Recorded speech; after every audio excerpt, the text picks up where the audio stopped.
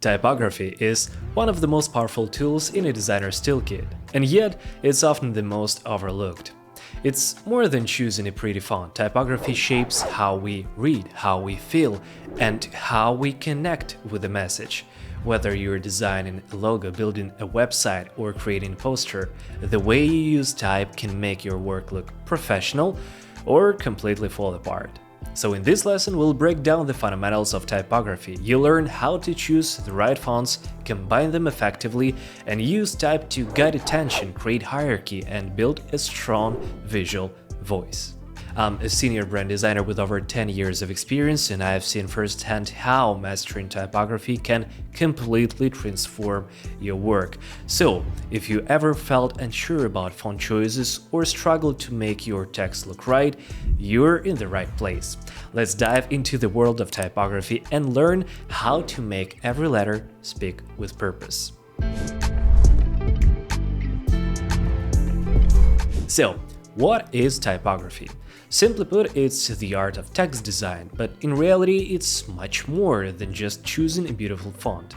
Typography is a way to convey information through visual text formatting. It's a tool that helps evoke certain emotions and associations.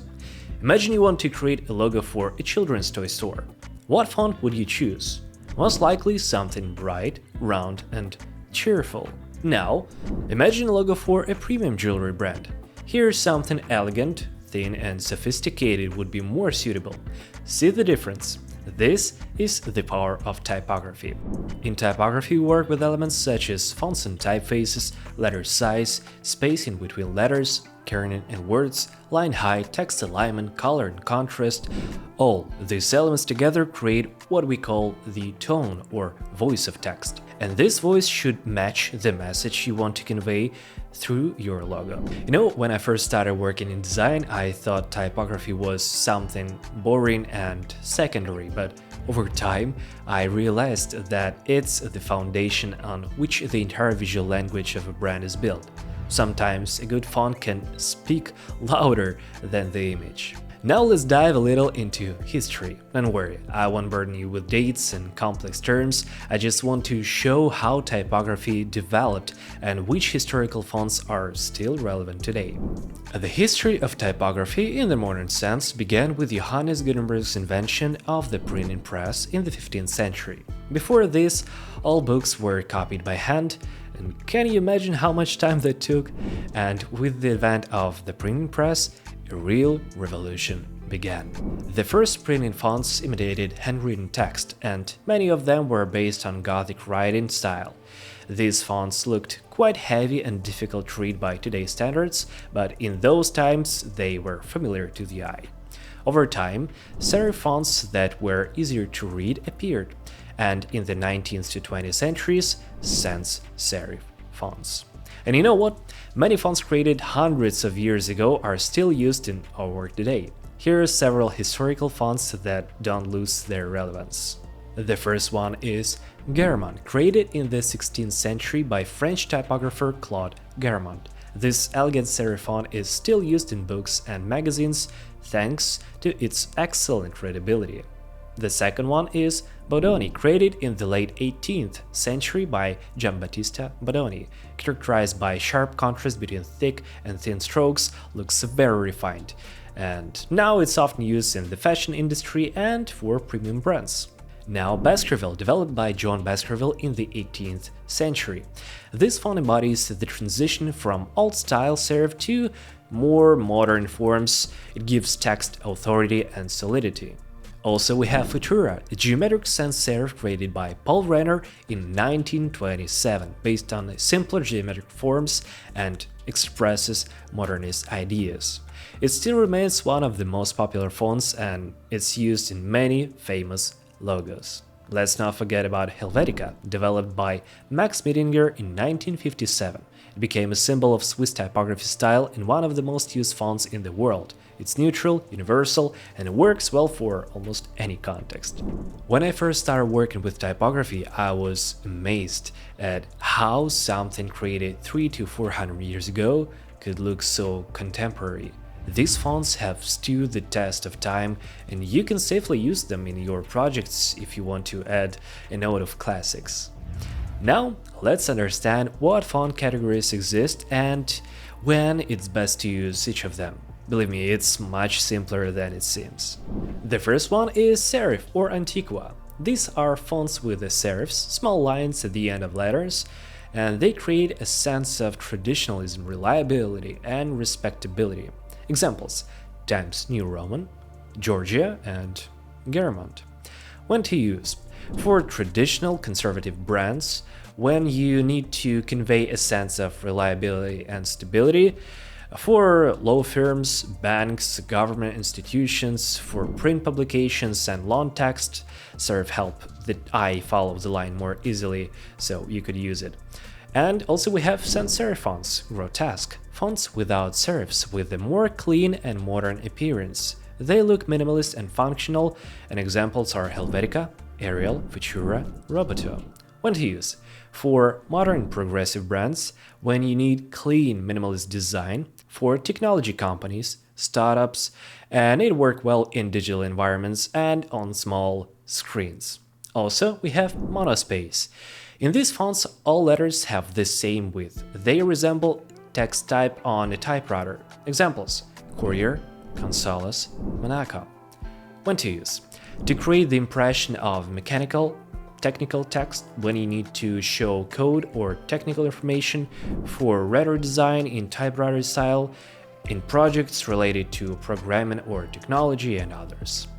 Also, we have script or handwritten. It imitates handwritten text from formal calligraphic to casual modern. Examples: Brush script, Pacifica, Great Wipes. You can use them to create a personal human feeling connection in logos where individuality and originality are important; for wedding invitations, cards, personal brands, in projects related to creativity, art, or handmade work. And the last one is display. Very expressive, bright fonts designed for headlines usually have strong character. Examples: Cooper Black, Bauhaus, Comic Sans. Yes, even it has its place.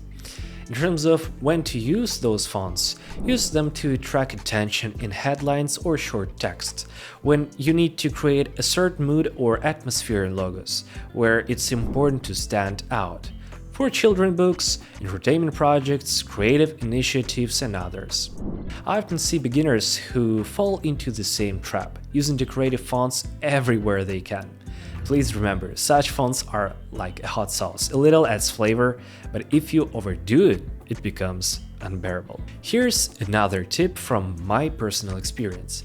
If you're in doubt, it's better to choose something more neutral from the sans-serif family. It's like a little black dress in the fashion world, suitable in almost any occasion.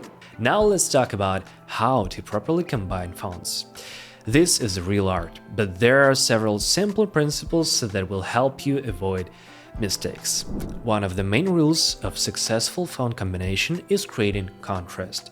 If two fonts are too similar but still different, it will look like a mistake. It's better to choose fonts that clearly differ from each other. For example, serif fonts combine well with the sans-serif fonts. A classic combination is using serif for headlines and sans-serif for body text, or vice versa. The next rule called as no more than 3. In most cases, it's enough to use no more than 2 or 3 fonts in one project. If you have more, your design may look chaotic and unprofessional. Remember that different weights of the same font, light, regular, bold, italic, don't count as a different fonts. The next tip is to use font families. Many modern fonts have large families with different weights from thin to ultra bold. Using one font family, you can create all the necessary hierarchy and variety in the text while maintaining visual consistency. Another one is to consider mood and character.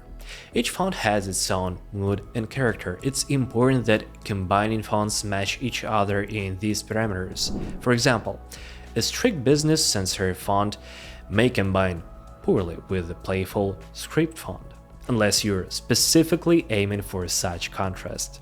To make this lesson more practical, here are several proven combinations that usually work quite well. The first one is Garamond for headlines and Helvetica for body text. Classic combination of traditional and modern. The second one is Futura and Garamond for headlines and body text. Geometric clarity and classic elegance. Also, we have Roboto and Roboto Slap for headlines and body text. Modern combination from one family. Let's not forget about Playfair Display and Open Sans for headlines and body text. That's a contrasting combination of elegance and readability.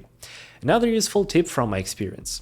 If you're making a logo from several words, sometimes it's enough to simply use different weights of the same font. For example, combining bold and light.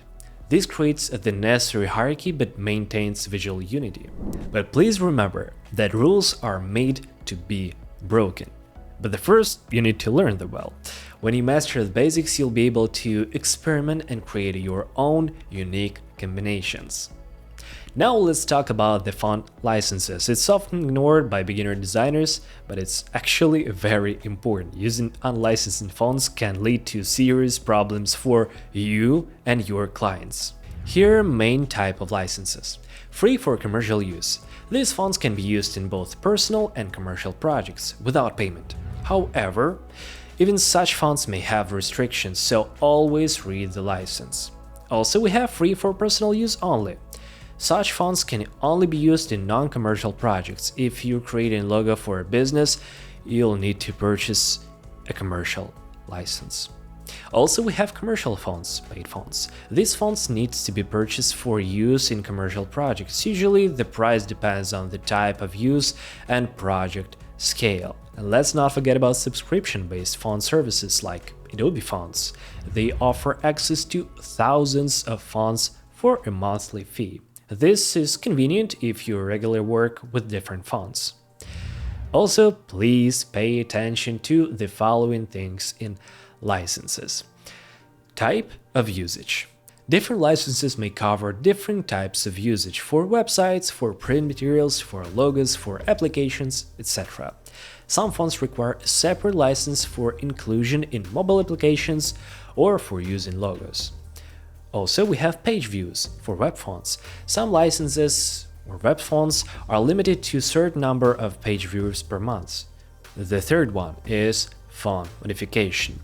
Most licenses prohibit modifications of font files. If you need to modify a font for a logo, make sure the license allows this or contact the font author directly. And the last one is font embedding in your documents.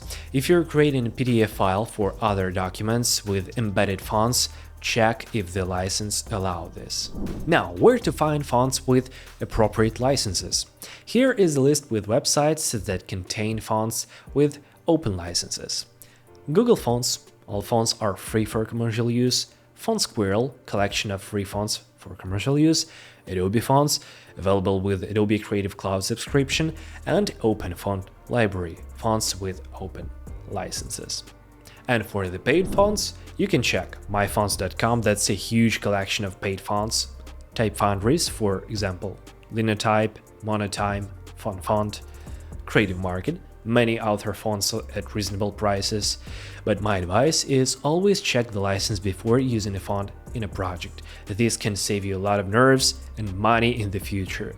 And if you work with clients, explain to them the importance of using licensed fonts. It's a part of your professional responsibility. In conclusion, I want to say that typography is like music for the eyes. And like in music, it's important to develop your taste and sense of style here.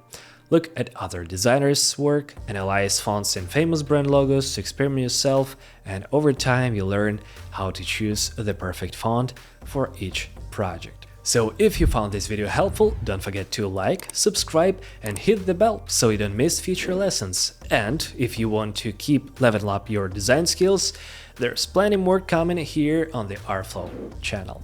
Thanks for watching and I'll see you in the next one. Bye.